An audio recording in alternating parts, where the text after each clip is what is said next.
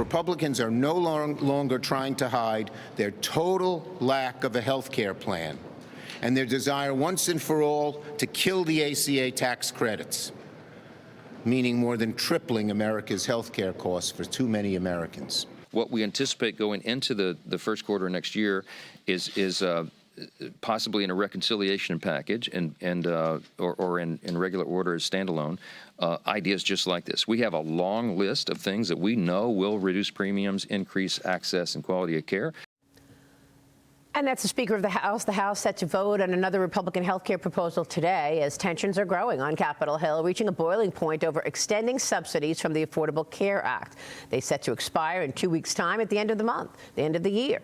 The GOP plan includes reform on pharmacy benefit managers, provides funding for cost-sharing reduction payments, and it makes changes to health savings accounts and other options. It does not include any extension of those Obamacare subsidies. Joining me now is Florida Congressman Mike Haridopolos. Congressman, good to see you.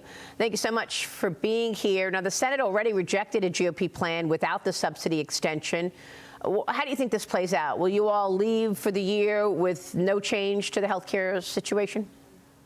That's my understanding at this point. I mean, we cannot rubber stamp a broken system. As you know, the GAO report came out recently that shows it is ripe with fraud. I mean, ripe with fraud is an understatement. And we want to make sure that not just the 22 million people in Obamacare, but the 165 million people that are paying health care costs that are too exorbitant are helped out. And so we're looking at a long-term solution as opposed to playing the usual Washington, D.C. Band-Aid.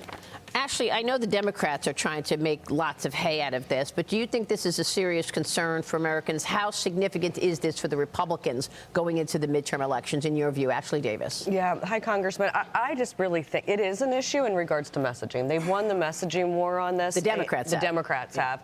And I think, though, if we fix this by March of 2026 with a true proposal that we can pass the House and Senate, I think that we'll be fine. But we've got to deal with it. But we can't just extend what they have. The status quo doesn't work either. I mean, does it surprise you, Congressman, that suddenly, the Democrats are, running with this affordability message? I mean, that's, I think, one of the reasons the president will address the nation tonight. Well, it's pretty rich, isn't it? They broke the economy, right. They broke health care, and they blame Republicans. Welcome to Washington, D.C. It's the reason I ran for office. And we're here for solutions. I've always had the belief that good policy makes good politics. They're better than us at politics. I'll admit that. We're better at policy, and we need to create a health care plan that has flexibility and, most importantly, for all taxpayers, accountability. I mean, this system, and think about it, the GAO report showed that every person who turned in a fake application was approved. It's a rubber stamp for the Democrats, and we're not going to sit there and allow taxpayers to be ripped off anymore. Unbelievable. I want to get your take on another policy on AI, because Florida Governor Ron DeSantis says state officials have the authority to regulate artificial intelligence, despite President Trump's executive order calling for a national standard, one standard for 50 states. A proposal for a citizen bill of rights for artificial intelligence in Florida aims to protect consumers from the potential risks and harms posed by AI. Now, DeSantis says that Florida's proposed rules are similar to what the White House is seeking at a federal level. Your thoughts? Should Florida have the right to do its own regulating of AI? Can it, even with the president's executive order? Well, look, I think AI is a very exciting opportunity. It's a new industrial revolution. I've been working with Republicans and Democrats so we can make this a nonpartisan issue. We have to beat China in the AI race. I think that we need a kind of a one-size-fits-all in this case because we want to make sure that we are the innovators of AI. You saw the president's great directive starting in Pittsburgh, Pennsylvania. We need to expand that opportunity, make sure we have the energy necessary to grow AI and beat China. But until we work in Washington, D.C., I'm okay with a state like Florida, a good, solid governor like Governor DeSantis moving forward with solid ideas, but it's replicating what we want to do in Washington. Yeah, but you can't pick and choose, right? You can't say, oh, Florida has the right to do its own AI regulating and California doesn't. I mean, I spoke with the White House AI and crypto czar, David Sachs, just last week. He made the case that we need one standard and we can't have different states doing different things. Watch this. This EO contains a statement of principles, and it also creates a set of tools to push back on state regulations that are excessively onerous. But we're not saying that we're going to push back on everything. For example, we want to protect child safety. We're not going to interfere with the rights of communities to say whether they want data centers, for example, or not. Those are local prerogatives. We're not pushing back on those things. So what are the onerous type things that you're referring to? We don't like the idea of ideology being inserted or required in AI models. We saw that during the Biden administration where they tried to require that DEI be put in AI models. We don't like that. We want AI to remain ideologically unbiased. We want it to pursue the truth, not an ideological agenda.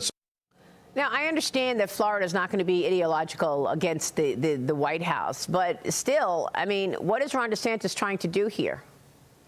Well, Ron DeSantis got a very effective government. This is why we need to act in Washington, support the president's EO. David has been fantastic on leading this charge. We finally have a person who understands AI leading that charge with the president. I'm confident we can move forward. And again, the key here is energy development. The Democrats are doing all types of things, including permanent restrictions. We need to have the right kind of opportunity so that all that red tape is eliminated and we lead the charge. I think the president should be the one leading here. And again, Ron should be applauding what we're doing here in Washington. The House, meanwhile, passes the INVEST Act, 302 to 123. There were a total of 87 Democrats joining every Republican to support this measure. The legislation allows more investor access to private markets. We were just talking about this with Joel Schulman. Lawmakers say the measure will help more companies go public and increase capital formation for startups. Congressman, this bill includes your Greenlighting Growth Act. Why was this important to you?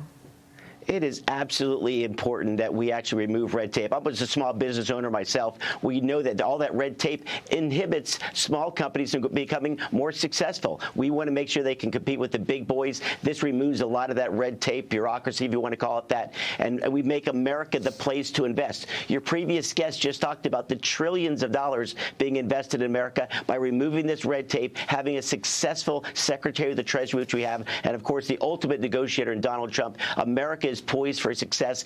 And in this case, French Hill, our chairman in the financial services world, has been a champ. He's even brought the Democrats along and showing them that this is the way to grow the American economy and get out of this rut we were in the last 4 years. All right, Congressman, we'll be watching all of that. Good to talk with you this morning, sir. Thank you. Mike Haridopolos joining us. Stay with us. We'll be right back.